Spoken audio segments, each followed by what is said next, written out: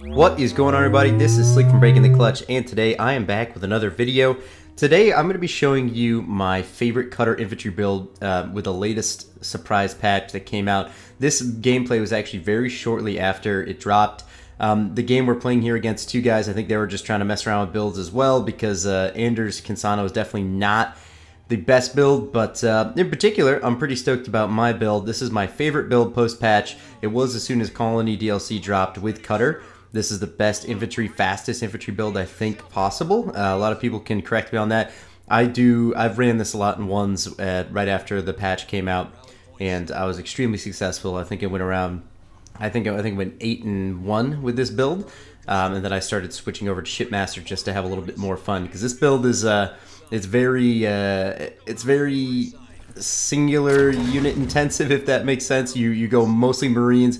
It's very similar to the Kinsano Marine Flame video that I uploaded a while back on the channel, except this build in particular gets you at their base pretty early on, and you're also full pop at around 5 minutes and 50 seconds, maybe right around 6 minutes, like full pop infantry units if everything goes well. So essentially what you do is you throw generator first, upgrade it second it comes up. You guys have seen me do that a lot. All supply pads, and you work in Marines in between each supply pad, grabbing a mini base right after your fourth building comes up, and then after that you go barracks on your mini base and fifth on your main base. After that, you know, you just essentially get you upgrade 2 supply pads, I believe, or actually 1 supply pad, and then after you do that, you just opt into intense pump of Marines and flamers after you get grenades, of course. So here we go, got my first barracks going down now. I'm starting to teleport my Marines across the map, just kind of skirting around, see what's going on. Just trying to keep map vision. Playing with a dank turtle, also known as Krego. He is very active. If you guys do not participate in the BtC Discord server, give it a look. Constantly have people got a game up option channel. A lot of people hop in there. People find matches and people to play with all the time, and it's definitely the chillest and coolest environment. If you ever have questions directly you want to get to me, or if you ever want to play with me or any of the BtC guys, the Discord server is most certainly the place to go. Subtle plug, more like a direct plug, but for certain, you guys who want to play with me, like, say that's where I go. Like, if when I have a chance to hop on, when I'm not busy with real life situation stuff, I hop on the Discord and I say, hey, what's going on, guys? What are you guys doing? Who's ready to game? Then everyone hops in and games. So anyway, Krego is one of my favorite people ever, especially on the channel. He is the absolute man. He's helped me out a couple things so far, especially the BtC Reddit. He is a mod over there, so make sure you show him some love if you end up on the Discord. He's also a mod on the Discord server. Krego is running a Shipmaster Infantry Engineer build that was showed to him by the legendary Uncut Precision, who's he's pretty solid, at least for certain, top 100 player, and he's got one of the best records out of all the players in the world right now. He's got something like he's got less than 10 losses and 70 games played. And he showed Krego this build, and it's most certainly good paired up with this. Now, of course, this was right after the surprise patch came out, and that means that choppers have not been abused as of right now. Like, the choppers are still strong at this point, but they're not nearly as crazy known about. Say, a lot of people didn't know about the build. Choppers against double infantry will absolutely melt it. I've seen a lot of, in 2v2s in particular, I've seen a lot of double scout rush, like Jackrabbit chopper, double chopper, Decimus chopper, Atriox chopper, kind of craziness. So going straight up infantry against this isn't nearly as successful against that. If you ever see a Decimus or an Atriox, just automatically assume they're going choppers and try to get a good tech 2, and while your teammate gets aggressive, or vice versa. So as you're going to see here, massive amount of flamethrowers. They scouted us very well in the beginning and saw us opt for a lot of infantry. As you're going to see, I'm saving a lot of my power up so that way I can go right into snipers and also tech up my base if need be. Going Marine snipes against all infantry is very good. As you can see, we pushed right up to the main base, and we were like, oh shit, that is way too much anti-infantry. No point in engaging this with all the turrets, and just haven't used our game sense. We decided to back up and lock some control down to the map. As you can see, I just decided to say screw snipers and tech right up and throw down a second generator to make the transition much more simple and easy. And also much smoother. So as you're going to see there, Krego is doing a great job with all his infantry units, bringing his suicide grunts in. Right now, the amount of infantry units on the map is just absolutely ridiculous. So as long as we maintain the control of the map and keep them on their side or the middle of the map, we're going to be at a great spot in order to tech into something different. The downside to going full pop anti-infantry is that, you know, if your enemies don't go infantry, then you're kind of fucked.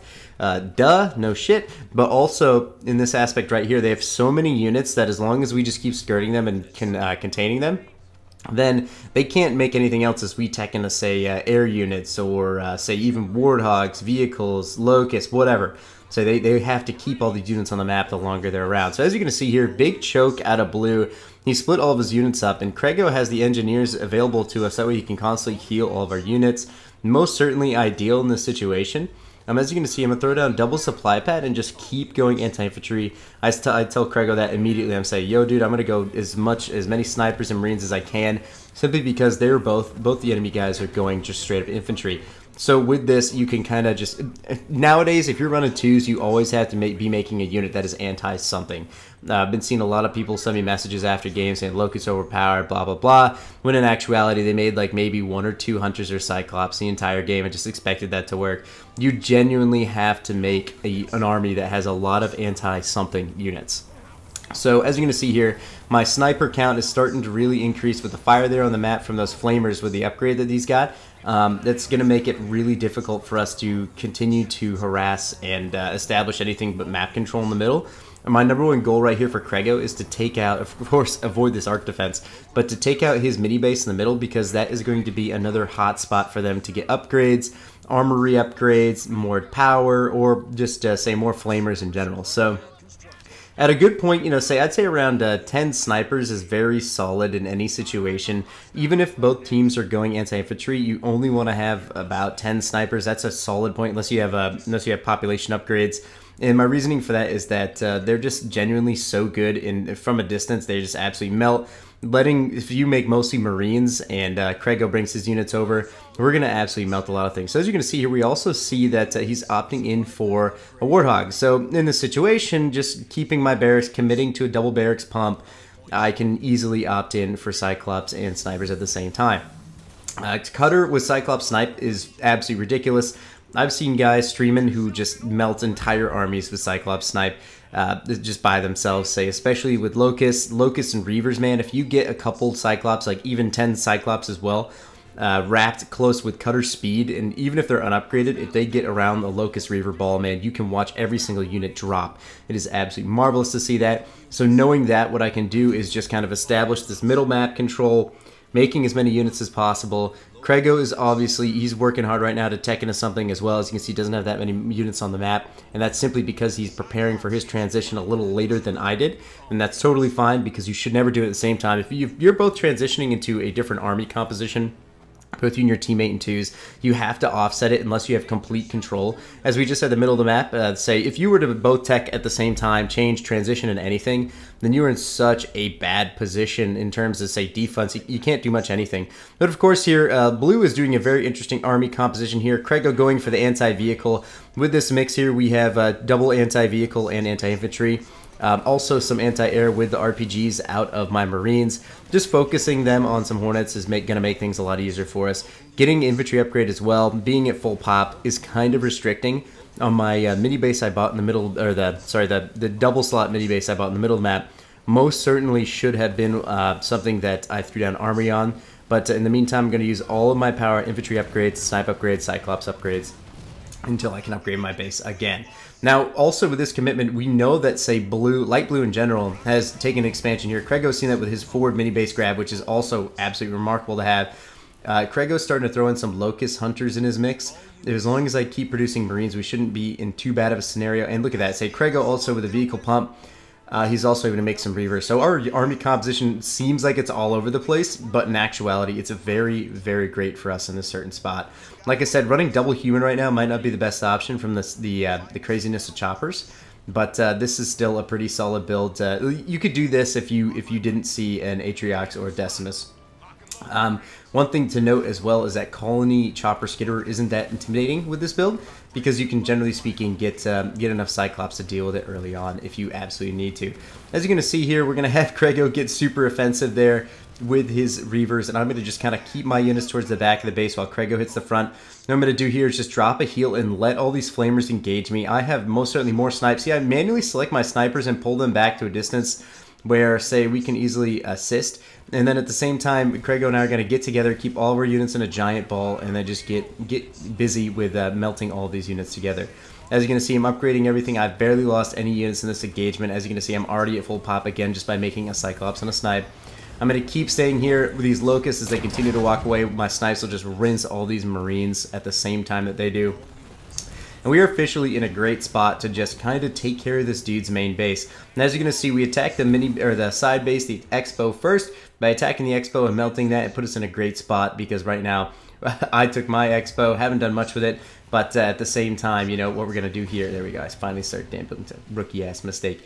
We're going to finally start taking a better hold in this game. Now, in particular, guys, with this new patch, let me know in the comment section below what you're thinking about this. I know a lot of you guys are, say, skeptical about the chopper. I've seen it all over the Reddit. I've seen it on Waypoint. I've seen it all over the place. Everyone's like, chopper's OP, chopper's OP.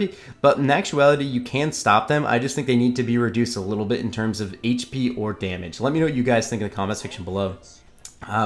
Later in the next week or beginning of next week, I will be uploading an awesome custom game lab test that Uncut Precision, I mentioned him earlier, and I did with choppers, just to kind of establish, say, okay, what's the best way to defend? And unfortunately, the best way to defend is with choppers and Atriox or Decimus. So it's kind of tough. Obviously, if their HP or damage was reduced at least a little bit, that would change a lot. The speed is great. I think that's exactly where they should be. It's just that they are a little bit too tanky for any everyday unit or any kind of unit in general to deal with them that early on in the game. Especially those good players, say, any kind of top player will be able to just, you know, smash the A button on choppers. They're extremely boring. Not a lot of thought goes into those builds, and it just kind of brings us back to the Jackrabbit era, where just one build is seen in every single game, and you just can't really get past that. So anyway, guys, I hope you enjoyed this match with Craigo and myself. Shipmaster Cutter is definitely my favorite combo in twos, even with the chopper craziness. I like to just continue to go Shipmaster because you can still hold off and defend, and Cutter can get quick Cyclops, and things are just going well. I bet you once those choppers are adjusted, I don't know, don't want to call them a nerf because they could change something and buff something else with choppers, but once choppers are adjusted, this is going to be one of the best combos to run. Shipmaster is just too good, man, with teleport, displacement, and extraction all at the same time. So anyway, guys, thank you so much for watching. This has been Slick from Breaking the Clutch, and we'll see you guys next time. We've reduced an enemy structure to rubble. All units.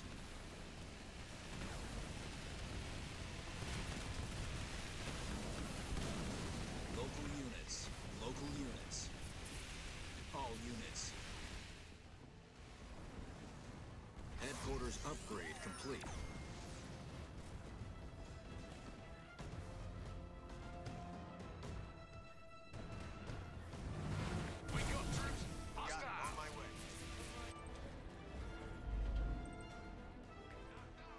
Taken out an enemy structure.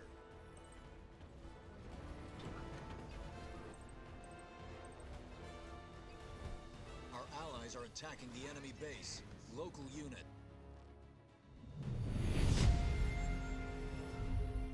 You honored those we lost today with your actions. I'm proud of all of you.